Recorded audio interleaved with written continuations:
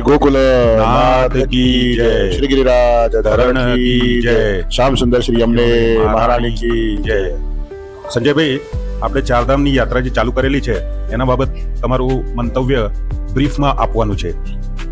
ચારધામની યાત્રામાં એવું છે કે લગભગ આજથી 7-8 મહિના પહેલા ઘરે મધર સાથે બેઠા હતા, તો એમને એ લોકો જે જઈને આવ્યા હતા, મારા ફાધર ચારધામ ગયા, મધર તો નતા જઈ શક્યા, તેમાં ચર્ચા નીકળી તો એમનાથી પ્રેરણા મળી કે આપણે બી ચારધામ હું ને વાઈફ જઈ આવીએ. અત્યારે આપણે બધું હેલ્થ બરાબર છે, માઇન્ડસેટ ઓકે છે, આગળ બધું સેટઅપ છોકરાઓનું બધું બરાબર છે, તો આપણે હવે ચારધામ જઈ આવવું જોઈએ. તો એ મારીને વાઈફને મગજમાં આવી ગયું કે જઈએ. આ વસ્તુ અમે ડિસ્કસ કરી બિપિનભાઈ હારે, તો બિપિનભાઈ કે મારો હું ને મારી વાઈફ પણ આવશું. પેલા ચારમાંથી આપણે થયા, નિલેશભાઈનો પરિવાર અને તમે બધા આપણે ભેગા થયા અને થયા આપણે પૂરા 31. જેમ એમણે કીધું એમ ચારધામ યાત્રા અમે બેઠા હતા અને વાત થઈ ત્યારે એક હિંમત આવી કે અત્યારે ઉંમર છે અને થોડું ચલાય છે, મને થોડી પગની તકલીફ છે, ઓસ્ટિયોઆર્થરાઇટિસ છે, પણ કીધું કે આપણે કરી લઈશું. ઘણી બધી સગવડો છે, હવે તો પહેલા જેવું અઘરું નથી કે ભાઈ જે ચારધામ યાત્રામાં ગયા એ પાછા આવે એની કોઈ ગેરંટી નથી. એટલે કીધું આપણે હિંમત કરીને જઈએ અને જોડે જેમ કે ને કે એક જણ ચાલુ કરે એની જોડે એક જોડાતા જાય અને સંગ બનતો જાય, એમ અમારી જોડે અમારા સાઠંબા સમુદાયના અમે બધા નજીકના ભાઈ બહેનો 10 જણા હતા, એટલે એકબીજાની હિંમત બનીને રહ્યા. અને આજે લગભગ 10-12 દિવસથી બધા જોડે છીએ અને ખૂબ આનંદ કરી રહ્યા છે.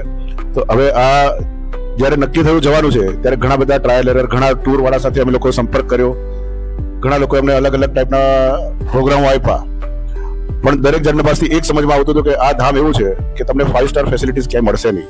તમને જે મળશે ફેસિલિટીઝ એ નોર્મલ મળશે, અને અમે એક્સેપ્ટ કરી લીધું કે જે મળશે દેટ ઇઝ ઓકે.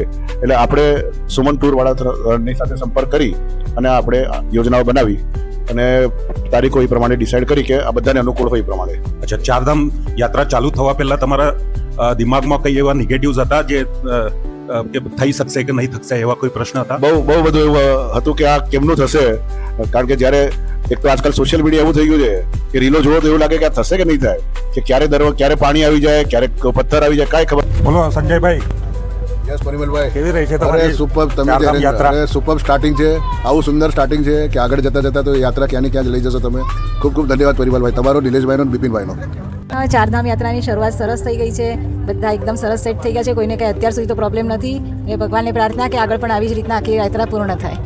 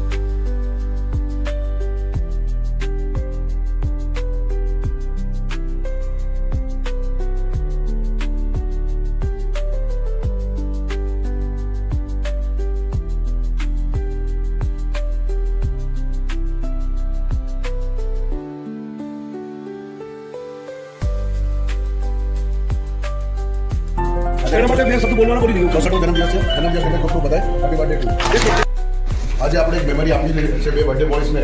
આપણે બધા એમની પાસે આપણે આપણું પોતાનું ઇનિશિયલ એટલે નાની સિગ્નેચર કરશું જે લાઈફ ટાઈમ મેમરી રહેશે. Thank you. શરૂઆત તમારથી થશે.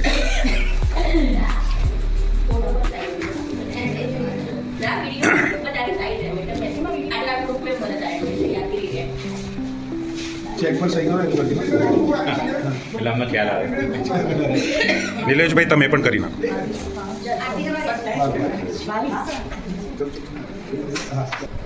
Thank you. જે પહેલું ધામ આપણે છે યમનોત્રી, બરાબર છે? બિલકુલ. ઓકે, એ તમે કેવી રીતે કર્યું? ઘોડા ઉપર કર્યું, ચાલીને કર્યું કે પછી? યમનોત્રી મેં કર્યું ઘોડા ઉપર. અચ્છા. કારણ કે ચાલીને થોડું ડિફિકલ્ટ લાગતું હતું 6 કિલોમીટર, પણ તમે જેમ કીધું સોશિયલ મીડિયા અને બધાની વાતો સાંભળી કે ભાઈ ચાલવાનું તો બહુ કઠિન છે, મનમાં એક ઈચ્છાથી ચાલીને જઈએ પણ એ પોસિબલ લાગતું નતું, એટલે પછી ઘોડા પર ગયા. ઘોડા પર બી ઘણું જ કઠિન હતું, કારણ કે અમુક જગ્યાએ તો બહુ જ અપ્સ ડાઉન્સ એટલા હતા અને ઘોડાને ચડવું બી સ્ટીફ હતું, ઉતરતી બી ઘોડાની બહુ તકલીફ જ હતી. પણ દેટ ઓલ્સો ત્યાં ગયા પછી એકવાર મંદિરના દરવાજે પહોંચ્યા પછી તો ખબર નહીં પડી યાત્રા ક્યાં હતી એ. અને જે મહારાણીમાનું સ્વરૂપ જોયું પછી તો બધું જ અમે ભૂલી ગયા અમે ક્યાંથી કેવી રીતે આવ્યા હતા. ત્યાં વેધર કેવું હતું યમનોત્રીમાં? યમનોત્રીમાં ઉપર સરસ વેધર હતું, બહુ મસ્ત. અચ્છા. એકદમ એટલે વરસાદ ને એવું કઈ નહીં નહીં વરસાદ થોડો બિલકુલ નહીં વરસાદ નીકળે છે સ્લાઇટ બસ, બાકી તો બિલકુલ મસ્ત ક્લાઇમેટ હતું ઓકે. અને આનંદ આવે એવું વાતાવરણ હતું. અચ્છા, યમનોત્રીમાં દર્શન કરવા માટે ઓછા ટાઈમમાં આપણે એટલે ત્યાં લાઈન હોય છે મોટી કે કેવી રીતે હોય નહીં, છે? બહુ મોટી લાઈન હતી નહીં. હા. અમે ગયા ત્યારે તો ખબર નહીં, દ્વાર પર અમે જ હતા અચ્છા, અને સીધા અંદર ગયા અને દર્શન કર્યા છે અમે. ઓકે. હા. ઘણા બધા લોકો કહે છે કે ત્યાં ઘણી બધી 4-4 કલાકની લાઈન હોય નહીં છે. નહીં અમે એવો કોઈ અનુભવ કર્યો નથી. ઓકે. અમે નીકળી ગયા પછી બી લાઈન હતી પણ 4 કલાક વાળી નહીં, 10 મિનિટ 15 મિનિટ અચ્છા, વાળી ત્યાં લાઈન. ગરમ પાણીનો કુંડ પણ છે, એમાં કંઈક હા. તમે બિલકુલ. એનો બેનિફિટ લીધો છે તમે? યસ પરિમલભાઈ, એમાં એવું થયું કે અમે દર્શન કરીને આવ્યા અને આ તો બધી જેમ ચારધામની તમે કીધું ને વાર્તા તો કેટલા 4-6 મહિનાથી ચાલતી હતી. જે લોકો જઈ આવ્યા એ લોકો પોતાનો અનુભવ કે આપણને એમાંથી ઘણા કીધું હતું કે ત્યાં દાળ લઈ જાઓ, નહીં ત્યાં ચોખા લઈ જજો તમે. હા હા હા. તો અમે કીધું ચાલો ચોખા લઈ જવાના, આપણા માટે તો નવો અનુભવ. તો કે ચોખા લઈ જજો, ત્યાં ગરમ કુંડમાં નાખજો, 5 મિનિટમાં તમને સરસ થઈને આવ્યું. તો એવું તો પોસિબલ કેમ છે, વાત થઈ જશે એવું. તો પછી અમે નીકળ્યા દર્શન કરીને તો બેક સાઈડમાં જ બરાબર ગરમ કુંડ અને એ લોકો એવી વ્યવસ્થા એવી રાખેલી છે કે એક ગ્રીલ બેસાડેલી છે, તમે તમારા ચોખા આપો એમને તમારી પોટલીમાં, એ લોકો એને મૂકશે અંદર અને 5 મિનિટ તમને બધું તમારું સમજાવશે, ગોત્રની બધી પૂજા કરાવશે, તમને થોડા મંત્રો બોલશે અને પછી કહેશે કે 5 મિનિટમાં એ થઈ જાય એટલે તમને તમારી પોટલી પાછી આપશે. અને એમાં લગભગ 80% મેં જોયો ભાત થઈ ગયા છે, ઘણા બધા ચોખા એકદમ જોરદાર રેડી થઈ ગયા હતા. અચ્છા, યમનોત્રી યમનોત્રી તો ખબર હતી કે હું તો ચડી શકવાની નથી એટલે મેં તો પાલખીમાં કરી, પણ યમનોત્રીનો જે રસ્તો છે બહુ સાંકડો છે. બરાબર છે. એટલે પાલખીમાં કરો કે ઘોડા પર જાઓ બહુ ટફ છે, કારણ કે ઘોડાના પગ વાગે, પાલખીવાળાની દાંડી છે ચાલીને જાય છે, એ લોકોને ગમે ત્યાં ગાલ ઉપર ખભા પર વાગે છે અને ડર લાગે છે કે કોઈ રેલિંગ પરથી પડી ન જાય. અરે હા. પણ હજુ સુધી એવો કોઈને થયું નથી. એ ઠાકોરજીની યમને મહારાણીની કૃપા છે. અને જનરલી આપણે બધા મંદિરોમાં એમાં જોઈએ છીએ યમને મહારાણીનું સ્વરૂપ જે હાથમાં કમળની માળા લઈને ઉભેલા હોય છે ઠાકોરજીની સ્વામિનીના સ્વરૂપમાં, પણ ખરું યમનોત્રીમાં એમનું જે સ્વરૂપ છે કિશોરી સ્વરૂપ છે, એ બાળ સ્વરૂપ છે. નાનકડી કિશોરી જેમ ચણિયા ચોળી પહેલાને એમાં પહેરતા હતા એવી રીતે તૈયાર થઈને, એમના હાથમાં નથી કમળની માળા કે કાંઈ છે, એવી રીતનું કિશોરીનું સ્વરૂપ બનાવ્યું છે. અને જે આપણે કે સૂર્ય દેવતાની પુત્રી છે તો કાલિંદી પર્વતથી જે રીતના ઉતરીને આવે, હમણાં જેમ તમે કીધું કે સાયન્ટિફિક રીઝન છે સલ્ફર ઘણા બધા મિનરલ્સ અવેલેબલ છે. પણ એને જો તમે આધ્યાત્મિક રીતે જુઓ તો સૂર્ય ભગવાનની દીકરી છે, સૂર્ય ભગવાન અગ્નિના દેવતા છે એટલે ગરમ છે, એટલે એમની હિસાબે પણ યમનોત્રીમાં સૂર્યકુંડ જ નામ આપેલું છે.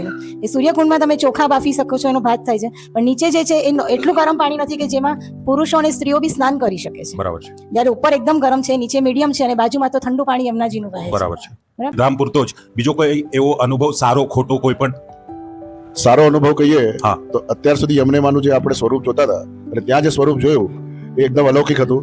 આપણે યમનેમાને અલગ જ રૂપમાં જોયેલા, આ એકદમ હતા કે જેને કહેવાય કે કિશોરી રૂપમાં હતા યમનેમા. અને એ જોઈને એવું લાગ્યું કે આ ખરેખર જે ભગવાનની સાથે જે લીલાઓ કરી છે એમાં અમને એનો ખૂબ અલગ જ અનુભવ થયો. અચ્છા, આ 4 ધામ યાત્રાની પહેલી જ ધામ હતું અને શરૂઆત હતી તો ઘણા બધાને માથું દુખાય, ચક્કર આવે અને મેડિકલી ઘણા બધા પ્રોબ્લેમ આવે છે. તમને કોઈ એવા કોઈ પ્રોબ્લેમ ત્યાં? નહીં એવું કોઈ પ્રોબ્લેમ નતો. ફિઝિકલી એવરીથિંગ વોઝ ઓકે, કોઈ પ્રોબ્લેમ નહીં. We are very happy. ઉપર તમારા ફૂડ ને એવું બધી ફેસિલિટી હતી ત્યાં? ફૂડ, નાસ્તો, પાણી એવું કઈ જરૂર પડી જ નહીં અમને. અચ્છા, જરૂર નહીં પડી આપણને. ઓકે. કારણ કે મગજમાં હતું આ ધામ પહેલું ધામ છે અને માની કૃપાથી જઈ રહ્યા છે ઉપર. અને જેવા ઉપર જઈ રહ્યા હતા ત્યાં કાલિંદીના શિખર ઉપરથી જે યમનેમાનું જે પ્રવાહ ચાલુ હતો એ પ્રવાહ જોઈને આપણે બધું જ ભૂલી જઈએ, ખાવા પીવાનું બધું જ ભૂલી જઈએ આપણે. અચ્છા, ત્યાંથી રિટર્ન તમે કેટલા વાગે એટલે કેટલા કલાક પછી તમે આવ્યા? કલાક તો આપણે કેટલા વાગે સ્ટાર્ટ કરી? મોર્નિંગમાં સવારે 8 વાગે અમે નીકળી ગયા હતા અહીંયાથી ડેસ્ટિનેશન પરથી અને 12 વાગે લગભગ આપણે સ્ટાર્ટ કરી છે. ઓકે. હા, એટલે 12 વાગે સ્ટાર્ટ કરીને લગભગ આપણે 4 કલાક ત્યાં ઉપર ચાલતા હતા. 12 વાગે ઉપર પહોંચ્યા આપણે. હા, 12 વાગે 4 કલાક ઉપર પહોંચ્યા. બધું દર્શન કરી અને આ બધું પ્રોસેસ કરી 2:30 વાગે ઉતરવાનું અમે સ્ટાર્ટ કર્યું. બરાબર છે. 5 વાગે જેવું નીચે લગભગ આવી ગયા. તો સંજયભાઈ, આ યમનોત્રી પહેલું જે ધામ છે એના બદલ માહિતી તમારા તરફથી એકચ્યુઅલ તમે જઈને આવ્યા છો એના બદલ ખૂબ ખૂબ આભાર. બાકી બધા ધામની હું માહિતી બીજા જોડેથી લેવાનો જ છું અને ટાઈમ મળશે તો તમને પણ મળીશ અને માહિતી લઈશ. Thank you very much. પછી આપણે ગયા ગંગોત્રીનો રસ્તો સારો છે. 1.5 કિલોમીટર જ ચાલવાનું છે, છેક સુધી વાહન જાય છે. પણ ત્યાં આગળ એટલી ગર્દી હોય છે કે દર્શન તમે 3 કલાક લાઈનમાં ઉભા રહો કે તમે પંડિતજી રાખીને નજીકમાં કરો પણ તમને સન્મુખ 3 સેકન્ડ બી ઉભા નથી રહેવાતા. તમે ગંગાજીનું સ્વરૂપ નથી નિરખી શકતા કે આગળ નાની નાની નદીઓના જે દેવી સ્વરૂપ એ લોકોએ મૂક્યા છે તમે એમના નામ બી નથી વાંચી શકતા કે કઈ કઈ નદીઓના નામ છે. ફટાફટ તમે જાઓ ત્યારે ઘણી વાર એમ થાય કે આપણે આટલી મહેનત કરીને આટલું શારીરિક શ્રમ કરીને આવ્યા પણ જો આપણે 3 સેકન્ડ બી ભગવાનને નિરખીને દર્શન ન કરી શકીએ તો આપણે તો ફોટામાં જ દર્શન કરવાના રહ્યા કે રીલોમાં જ જોવાનું રહ્યું, જે લોકો રીલ બનાવવા ખાસ જતા હોઈએ. બરાબર છે. પછી આવ્યું કેદારનાથ. કેદારનાથ માટે જે હેલિકોપ્ટરમાં ગયા છે એ લોકોને એટલો શ્રમ નથી પડ્યો, થોડું ઘણું પડ્યો હોય ઠંડીને એના વાતાવરણ સર, પણ જે લોકો ઘોડા ઉપર, પાલખી ઉપર કે ચાલીને ગયા છે એ લોકોએ ખરેખર એનો અનુભવ કર્યો હશે કે કેટલું ટફ છે.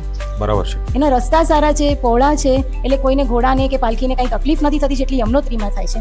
પણ એ જે ચઢાણ એક સરખું છે એ બહુ જ અઘરું છે.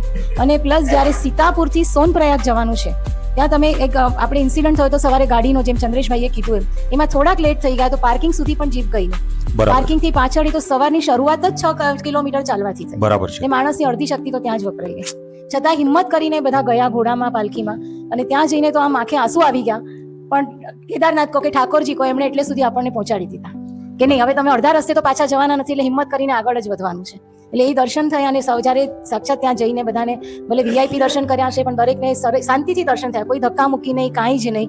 જેને અલગ અલગ સ્લોટમાં બધાએ દર્શન કર્યા આપણા ગ્રુપમાંથી, પણ સરસ દર્શન થયા. એટલે પછી હવે એ 2 દિવસ કેદારનાથના કાઢ્યા પછી જ્યારે વિચાર કરીએ ત્યારે એમ થાય કે નહીં, ખરેખર આપણામાં હિંમત છે અને આપણે કરી શક્યા. પણ એ વખતે તો બધાને આંખે પાણી આવી ગયા હતા કે આ બહુ કઠિન કામ છે.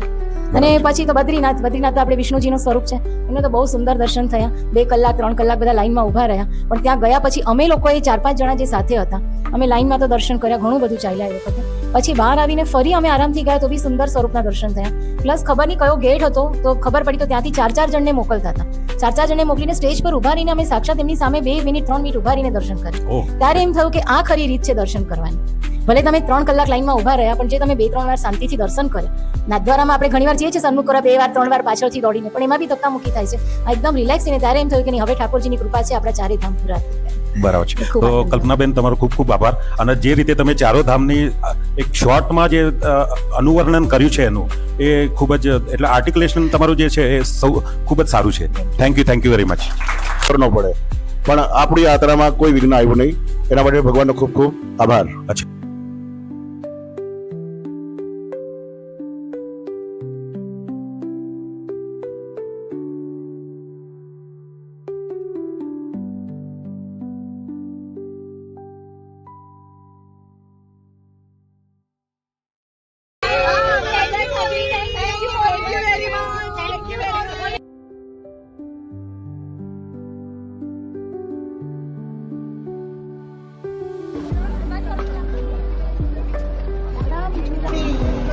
नहीं तोड़ेंगे तोड़ेंगे नम गले तेरा साथ ना छोड़ेंगे.